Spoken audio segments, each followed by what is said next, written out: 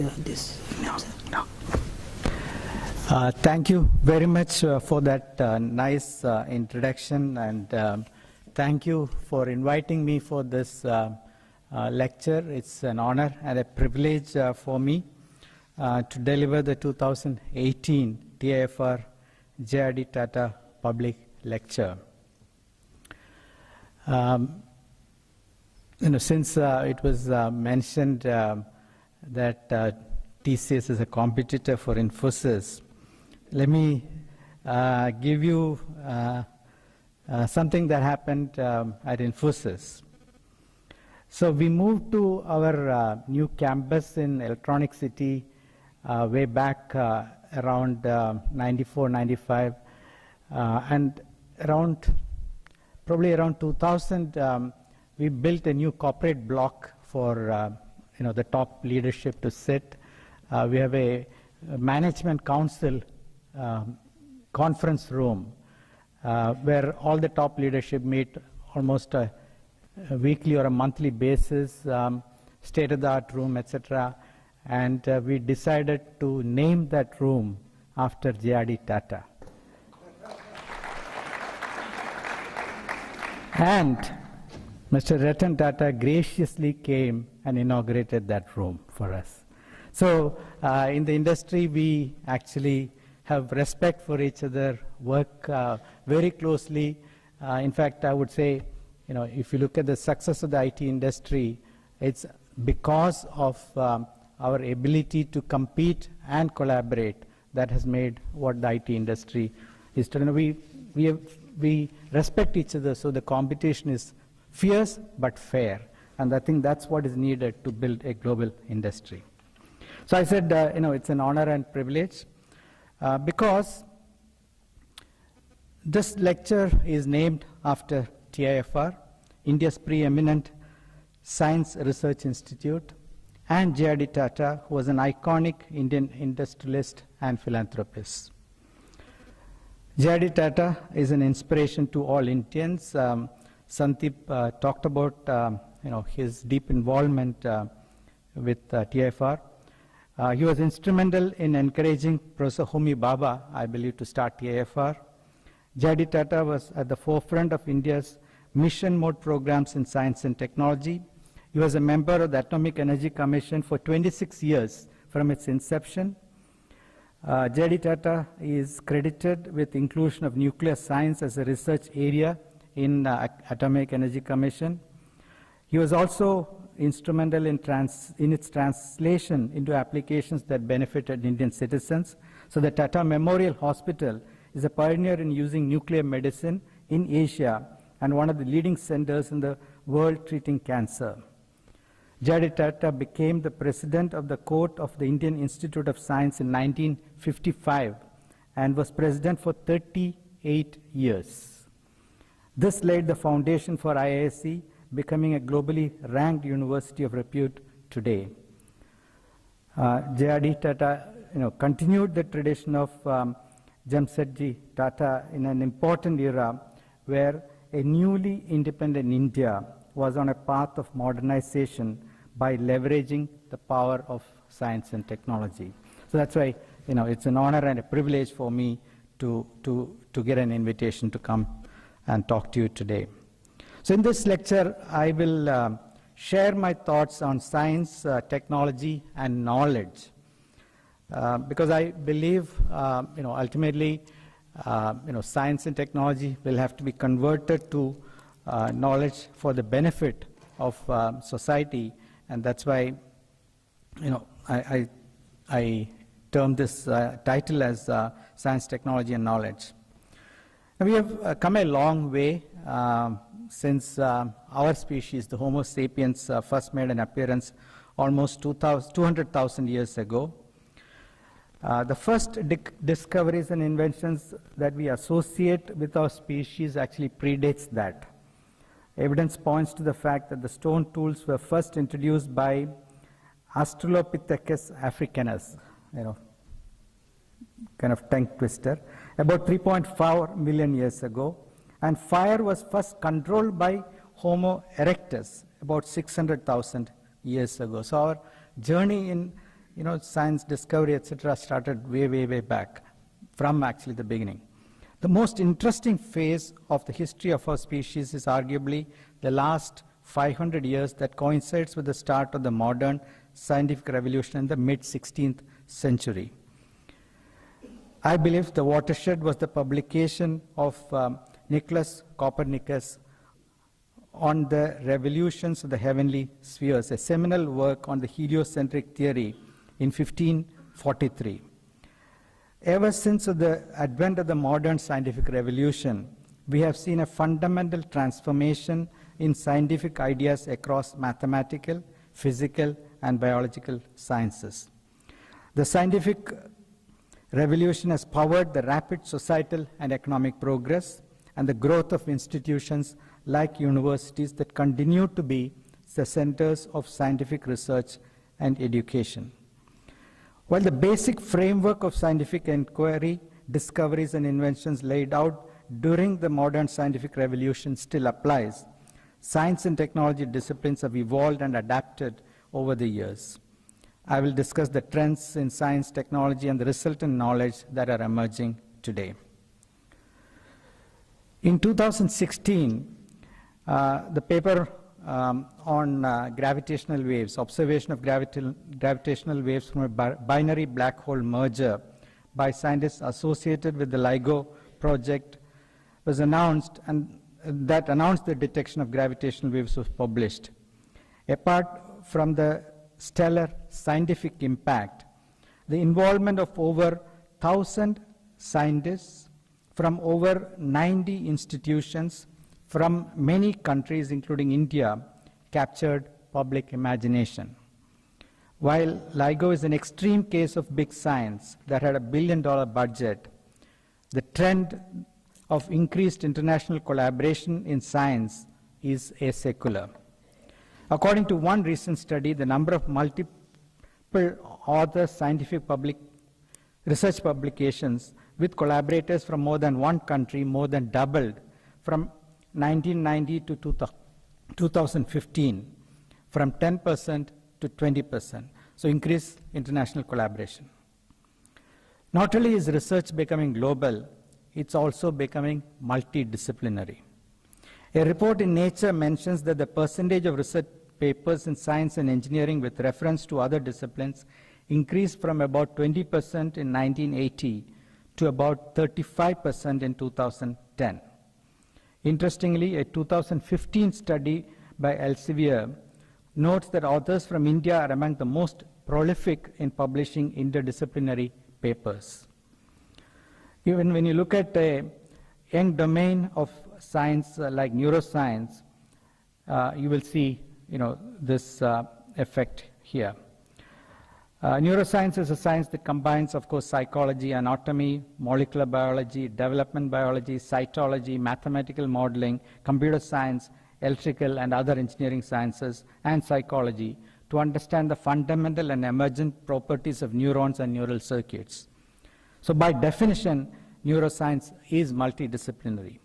Modern multidisciplinary neuroscience traces its origin to the neuroscience research program, weaving biology, chemistry, physics, and mathematics, started within the biology department at the Massachusetts Institute of Technology in the 1950s. So fast forward, the leading information technology of today is AI, that's artificial intelligence, and ML, which is machine learning. And this was inspired by the research of neuroscientists done about 3 decades ago. So it is interesting to note that AI and ML have come a full circle today and are the tools that neuroscience scientists use to analyze brain imaging data more efficiently. AI and ML are helping speed up the analysis in many other scientific disciplines as well. So LIGO is another example where detection of new classes of gravitational wave sources are enabled using AI and machine learning. So AI and ML are new tools that we have. These are technologies that made rapid advances recently, though introduced many years back, but they have now found application in many other disciplines. Ever since the advent of steam engine in 1765, we have witnessed a continuous stream of technology inventions that have improved human productivity. According to a report by Barclays analysts, if human productivity was 100 units in 1765, it is now increased to 3,000 units today. In fact, the last 5 decades has seen an increase in human productivity from about 1,500 units to 3,000 units.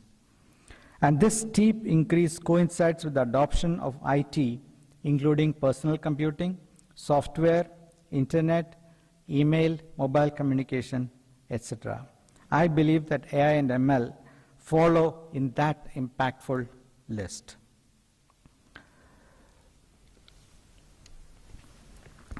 Now, why AI and ML are likely to impact our lives in fundamental ways in the near future, these are not without biases. Till recently, the general reason for bias was thought to be the fact that the IT research and industry community are predominantly male and socio-culturally homogeneous. However, a recent study from Stanford reveals something more fundamental. ML algorithms may be learning from society's deep-rooted biases. This study used word embedding to measure changes in gender and ethnic stereotypes over the past century in the United States. Word embedding is a class of algorithms that convert a word into a vector and maps it in a multi-dimensional space. Vectors closer together represent words that are closely associated with each other. For example, vectors for mainframe and computer would be nearer to one another compared to vectors for mainframe and microwave. The study found that adjectives such as intelligent, logical, and thoughtful were associated more with men in the first half of the 20th century. Since 1960s, the same words have increasingly been associated with women in every subsequent decade. Interestingly, in 1910, the adjective commonly used for women were charming, placid, delicate, etc. By 1950, the list included new adjectives such as soft, childish, colorless, etc. And by 1990, older adjectives gave way to newer adjectives like maternal, caring, protective, etc. So you can see, the biases that are there. So this reveals an immediate need to focus on important social aspects of emerging technologies like AI and ML. Why it is important to be more diverse while selecting AI and ML professionals, we also need to work on methods that try to caution us about the inherent biases in the data used to train AI and ML systems. One solution may be to explore assigning weights to the different data sources used to train AI and ML systems. This may need to be more sophisticated than older the data, lesser the weight, and include data from multiple sources from multiple countries. And this is again why I believe research has to be global and India must participate. Apart from inherent biases, we also need to carefully look at use cases where emerging technologies like AI and ML are being used. I'm just using AI and ML because I'm familiar with problems in computer science. I'm sure most of us have watched the 2002 Hollywood blockbuster Minority Report, which depicted a future in 2054 where pre-crime, a specialized police department apprehends criminals based on foreknowledge provided by 3 psychics called precogs. Well, this context is closer to reality. AI and ML are assisting humans in judicial decision making. Last year, a man in Wisconsin, USA, was sentenced to a 6-year prison term based on a report generated by a private proprietary software whose ML algorithm was unavailable for inspection. ML algorithms are increasingly becoming integral to human life and impacting our daily lives. They're making decisions by analyzing and interpreting the analysis of the prolific amounts of data that we and our gadgets are generating. From the mundane, like what route we need to take to reach our destination, to more serious life-saving contexts of helping doctors choose an appropriate cancer therapy. It's imperative that the ML algorithms we design are robust. In spite of these challenges, I remain hopeful that we will overcome them. As with many technologies in the past, there was always a threat new technologies pose to humans. We have been resilient and ensured that these technologies, by and large, were ultimately used for the greater benefit of humanity. So one useful reference to examine the beneficial impact of new development in science and technology is to study the continuum of industrial revolution. The first industrial revolution took place in the 18th to 19th century in Europe and America. It was a period when mostly agrarian and rural societies became industrial and urban. The iron and textile industries, along with the development of steam engine, played central roles in the first industrial revolution. The second industrial revolution took place between 1870 and 1914. It was a period of growth for iron and textile industries and expansion of new ones such as oil and electricity. This era witnessed the use of electric power to create mass production. The major technological advances in this era include telephone, light bulbs, phonograph, and internal combustion engine. The third industrial revolution refers to the advancement of technology from analog, electric, and mechanical devices to the digital technology available today. The era started during the late 60s, early 70s, and is still ongoing. Advancements during this era include personal computer, internet, mobile phone. Now we are at the beginning of the fourth industrial revolution. It's an emerging era powered by the current advances in science and technology. It's characterized by the fusion of technologies that blurring the lines between physical, digital, and biological domains.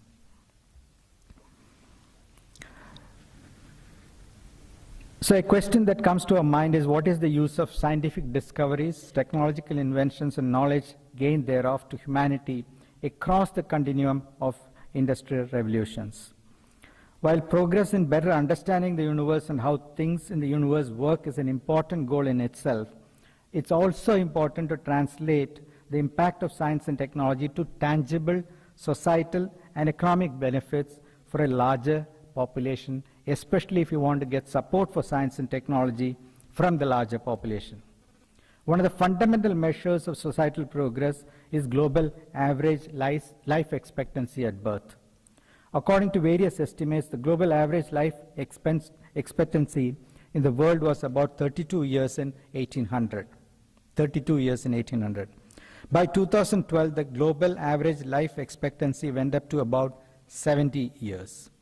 What is impressive is that the population of the world has increased from 1 billion in 1800 to about 7 billion in 2012. Humans are not only living longer, but are also economically better off in general. According to data from studies by the World Bank, the percentage of world's population living in poverty based on purchasing power parity units has decreased from 94% in 1820 to 9.8% in 2015. In absolute numbers, there are less number of people living in poverty in the world in 2015 in absolute numbers than in 1820, despite a 7x growth in world's population. What are the economic benefits of science and technology?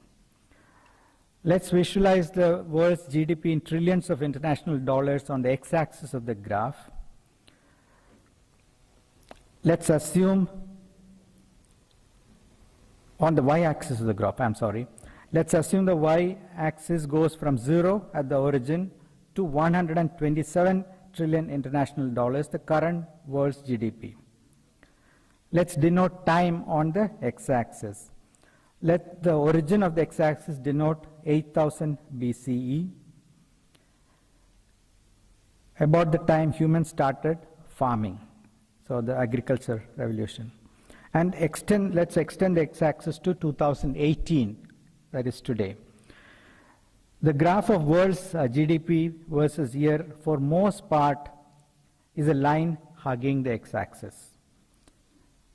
This reveals the increased step change in the world's economic activity that has been spurred by advances in science and technology from the turn of the 20th century, including advances in information technology. So only at the turn of the 20th century does this graph start to spike vertically upward. That's why this reveals the increased step change in the world's economic activity that has been spurred by advances in science and technology from the turn of the 20th century. In fact, the vertical spike becomes pronounced only after 1950, when computers started being adopted in industry and government. While science and technology lead to societal and economic progress, there are important questions that we may have to answer sooner than later. Some of these questions are becoming more relevant in the context of recent progress in AI and ML. While artificial general intelligence, that is human-like intelligence, is still only an aspirational goal, it may be prudent for us to deliberate on what it all means for furthering human knowledge. I.J. Good, chief statistician of Turing's code-breaking team, wrote in 1965, "Let an ultra-intelligent machine be defined as a machine that can surpass all the intelligent activities of any man, however clever. Since the design of machines is one of these intellectual activities, an ultra-intelligent machine would design even better machines. There would then unquestionably be an intelligence explosion, because now the machine is able to create more intelligent machines. And the intelligence of man would be left far behind. Thus, the first ultra-intelligent machine will be the last invention that man need ever make, provided that the machine is docile enough to tell us how to keep it under control." So this was I.J. Good in 1965. So does this mean scientific and technology progress will at some point in time be left in the hands of ultra-intelligent machines? Only time will tell if human knowledge will and can be entrusted to machines. Human knowledge is at an exciting cusp today. In the book Critical Path, futurist and inventor Buckminster Fuller estimated that if we took all the knowledge that mankind has accumulated and transmitted by the year 1 CE as equal to 1 unit of information, it probably took 1500 years until the 16th century for that amount of knowledge to double. The next doubling of knowledge from 2 to 4 units was completed in 250 years by the mid-18th century. By the turn of the 20th century, 150 years later, human knowledge had doubled again to 8 units. The speed at which information doubled was getting faster and faster. The doubling speed is now estimated between 1 and 2 years. So how do humans handle such an exponential growth in knowledge? Ray Kurzweil, an American futurist, predicts that within decades, humans will transcend biology and maybe increasingly getting fused with machines. He believes that there will be a point called the singularity when technological change propelled by the explosive growth in artificial intelligence will accelerate past the point of current human comprehension. While we ponder on the larger philosophical implications, let us look at what has brought us to this cusp. Among the countries that have leveraged science and technology for the benefit of their citizens, USA stands out. USA has taken the center stage in harnessing the latest advances in science and technology from turn of 20th century. While the university, industry, military complex in the US powered science and technology from World War I till the end of Cold War, the university startup complex has been in the forefront of powering science and technology in recent years. The digital computer and internet are applications from the university, industry, military complex era. And web search, social networking, software as a service, the current AI, ML developments that we are seeing are applications of the university startup complex. The central theme of successive US science and technology policy makers from the era of World War I has been to turn to their scientists and technologists in their universities to solve problems of national importance. The university, industry, military complex era traces back to the pioneering efforts of Professor Vannevar Bush of MIT, who took multiple roles in the government to build a strong science and technology ecosystem in the 1940s. One of Professor Bush's students, Professor Frederick Terman of Stanford University, is credited with the startup culture in what is now known as the Silicon Valley. He was instrumental in setting up the Stanford Industrial Park in 1945, which is now the famous Stanford Research Park. It's one of the most mimicked organizations across the world. He encouraged his students, William Hewlett and David Packard, to start HP in 1947, and that started the Silicon Valley. The investments that the USA made in science and technology from the turn of the 20th century generated increased economic activity. New American companies powered by scientific and technological knowledge dominate the list of most valuable companies by market capitalization. The list of companies, however, has seen a churn in the past decades. Again, this churn is driven by the entrepreneurial activity spurred by new science and technological advances.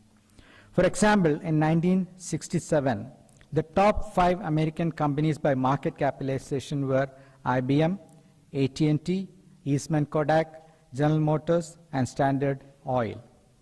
By 2017, this list was very different.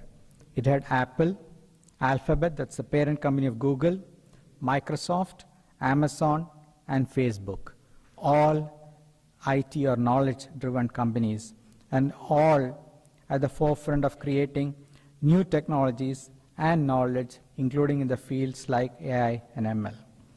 It's interesting to note that none of the companies in 2017 list existed 50 years back in 1967. Facebook, the youngest, was founded in 2004.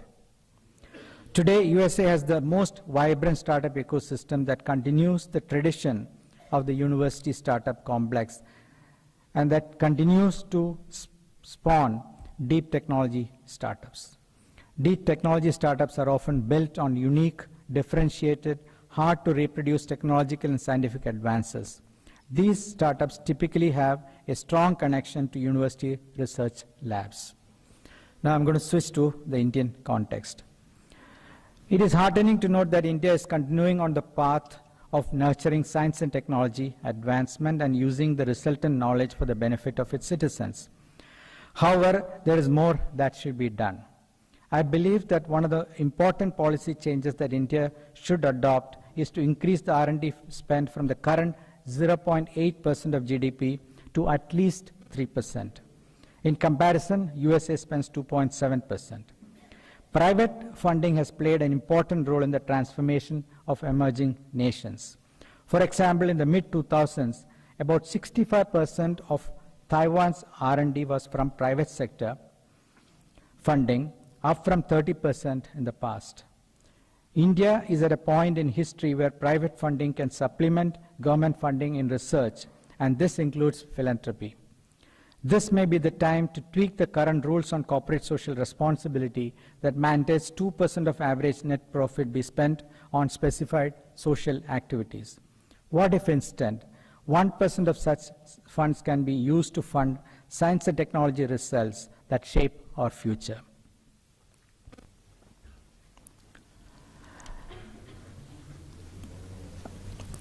Let us now reflect back on our contemporary history on how we have leveraged science and technology for our development. India too had a visionary like Professor Bush, and that I believe is none other than Professor Homi Bhabha.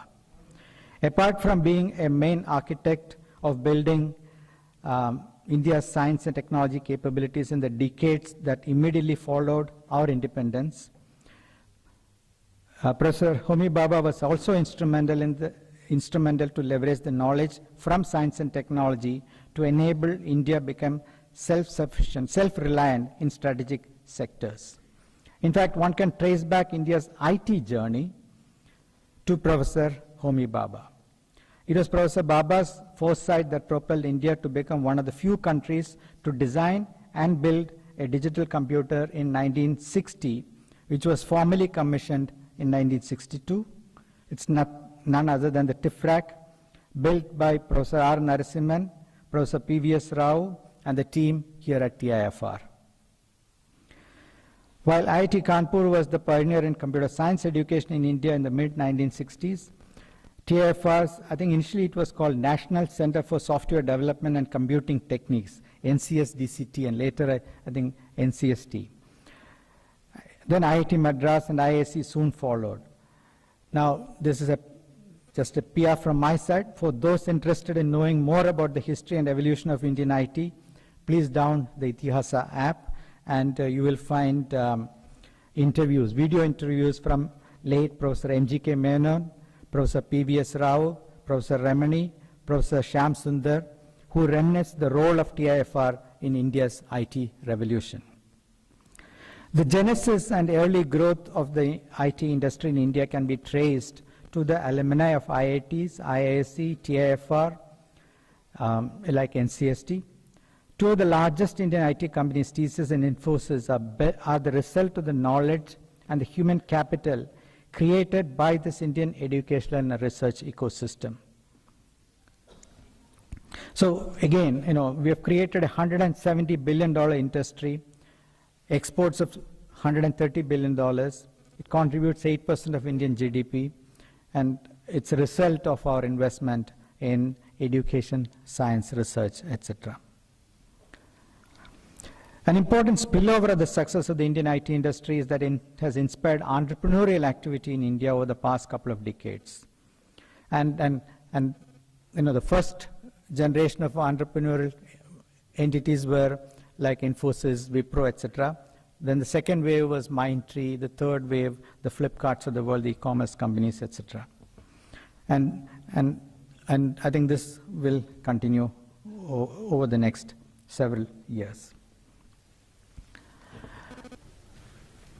The Indian venture capitalists are also realizing the importance of deep technology startups and are setting up dedicated funds that focus on areas like AI, ML, virtual reality, augmented reality, drones, robotics, blockchain, biotech, etc. In fact, India is building an active angel investor and early stage VC ecosystem. And it's estimated that the angel investment in India was about $250 million. And this is now growing to around $500 million. So I think we are in interesting times. I believe that we need to do more, and that's why I said that we need to increase our spending on research and development. To conclude, I believe that as Indians, we should continue to foster knowledge generated by research and application of science technology. We should also sustain and grow institutions that nurture science and technology, that are the fountainheads of scientific and technological knowledge. It is in these vibrant institutions that our scientists and technologists, especially our young scientists, make discoveries and inventions that can better every Indian's life. We should link these institutions to the startup ecosystem and should increase the funding for research. But last but not the least, we should fund promising deep tech startups. JRD Tata's prescient words ring loud and clear. In the presidential address at the first General Assembly of the Indian Institute of Science, Bangalore, JRD Tata said, "No institute of science and technology can guarantee discoveries or inventions, and we cannot plan or command a work of genius at will. But do we give sufficient thought to the nurture of the young investigator, to providing the right atmosphere and conditions of work, and full opportunity for development. It is these that foster invention and discovery. And let me add, this will actually spur economic growth of the country. Thank you very much.